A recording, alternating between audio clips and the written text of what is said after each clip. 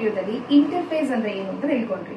Interface ಬಂದು ನಾನ್ dividing face ಅಂತ ಕರೀತೀವಿ. ನಾನ್ ಡಿವೈಡಿಂಗ್ ಫೇಸ್ ಅಂದ ತಕ್ಷಣ ಅದು ನಾನ್ ಇನ್ಆಕ್ಟಿವ್ ಸ್ಟೇಜ್ ಅಂತ ಅಲ್ಲ, it's just non dividing stage. Divide ಆಗ್ತಾ ಇರಲ್ಲ ಸೆಲ್ಸ್, ಬಟ್ ಆದ್ರೆ lot of activities going on inside the cell. In the cell ಒಳಗಡೆ, ಸೆಲ್ ಒಳಗಡೆ ತುಂಬಾನೇ ಆಕ್ಟಿವಿಟೀಸ್ ನಡೀತಾ ಇರುತ್ತೆ, ಪ್ರಿಪರೇಷನ್ ನಡೀತಾ ಇರುತ್ತೆ. ಯಾಕೆ ಅಂತ ಅಂದ್ರೆ ಎಂಡ್ ಫೇಸ್ಗೋಸ್ಕರ, ಡಿವೈಡಿಂಗ್ ಫೇಸ್ಗೋಸ್ಕರ ನಾನ್ ಡಿವೈಡಿಂಗ್ ಫೇಸ್ ಅಲ್ಲಿ ಕಂಟಿನ್ಯೂಸ್ ಆಗಿ ಆಕ್ಟಿವಿಟೀಸ್ ನಡೀತಾ ಇರುತ್ತೆ. ಏನ್ ಆಕ್ಟಿವಿಟೀಸ್ ನಡೀತಾ ಇರುತ್ತೆ?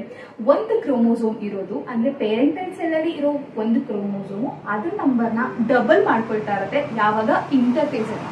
ಸೊ ಇಂಟರ್ಫೇಸ್ ಅಲ್ಲಿ ಕ್ರೋಮೋಸೋಮ್ ಏನಿರುತ್ತೆ ಪೇರೆಂಟ್ ಕ್ರೋಮೋಸೋಮು ಅದರ ನಂಬರು ಡಬಲ್ ಆಗುತ್ತೆ.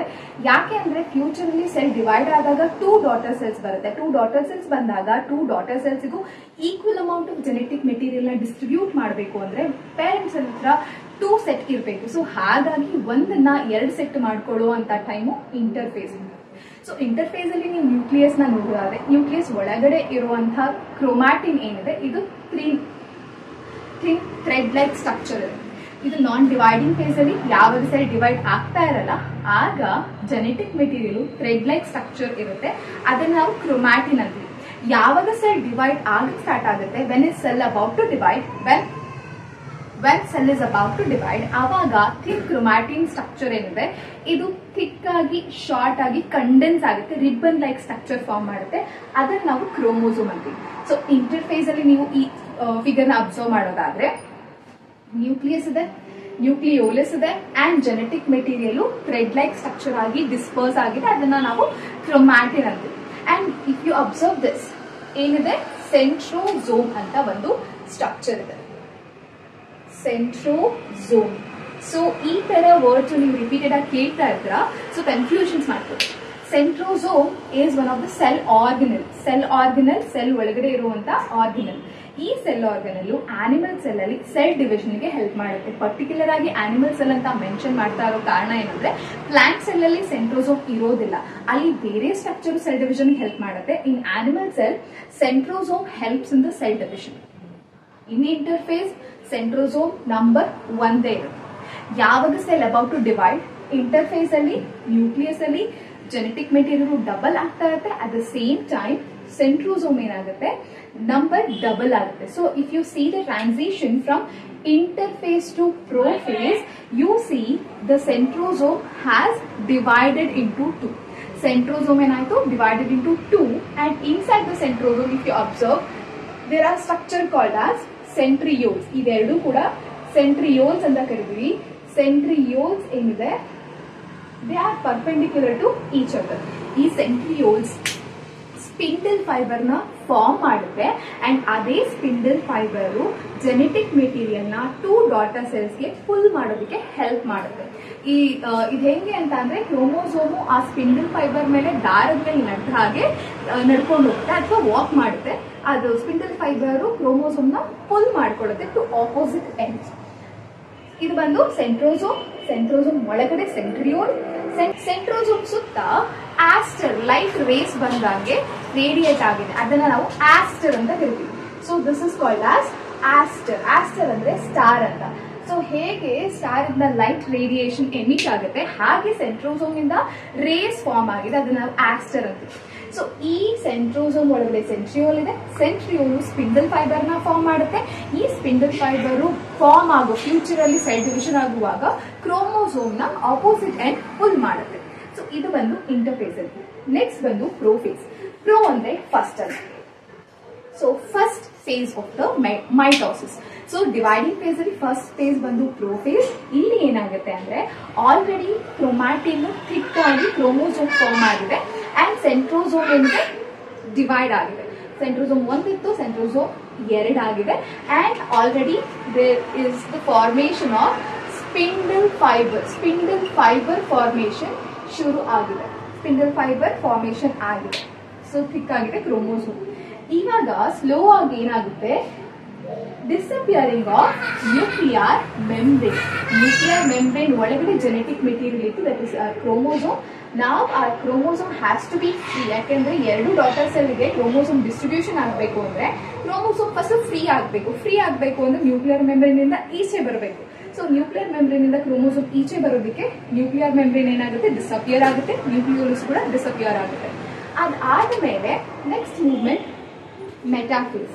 ನೆಕ್ಸ್ಟ್ ಫೇಸ್ ಅಲ್ಲಿ ಏನಾಗುತ್ತೆ ಅಂತ ಅಂದ್ರೆ ಬಂದಿರುವಂತ ಕ್ರೋಮೋಸೋಮು ಈಕ್ವಿಟಾರ್ ಅಲ್ಲಿ ಸೆಲ್ದು ಸೆಂಟರ್ ಪೊಸಿಷನ್ ಅಲ್ಲಿ ಅಲೈನ್ ಆಗುತ್ತೆ, ನಿಂತ್ಕೊಳ್ಳುತ್ತೆ.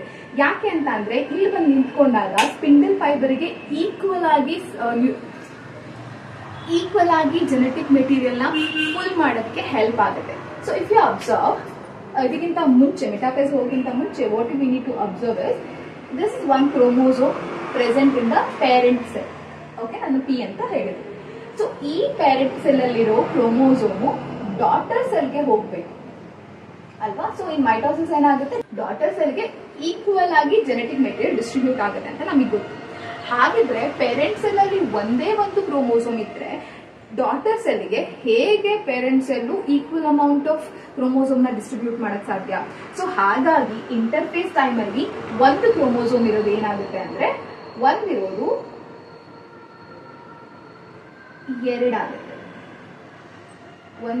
ಎರಡಾಗುತ್ತೆ. So imagine this is a parental chromosome, the original chromosome, and this is the original chromosome, and this extra chromosome which is the newly formed or duplicated or replicated chromosome.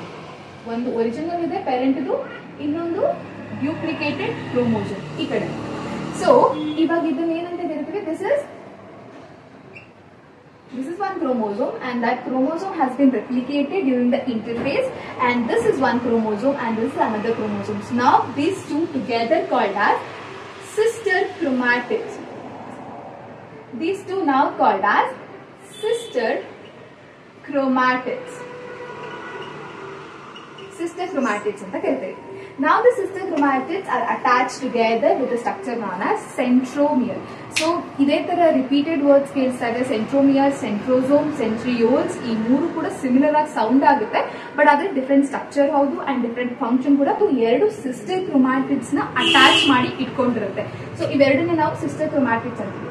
One is original chromosome, other one is the duplicated chromosome. ಈಗ ಎರಡು form ಆದಾಗ ಎರಡು ಕೂಡ ಒಂದು daughter ಸೆಲ್ಗೆ ಹೋಗುತ್ತೆ, ಡ್ಯೂಪ್ಲಿಕೇಟೆಡ್ ಆಗಿರೋದು ಇನ್ನೊಂದು daughter ಸೆಲ್ಗೆ equal ಆಗಿ ಡಿಸ್ಟ್ರಿಬ್ಯೂಷನ್ ಆಗುತ್ತೆ.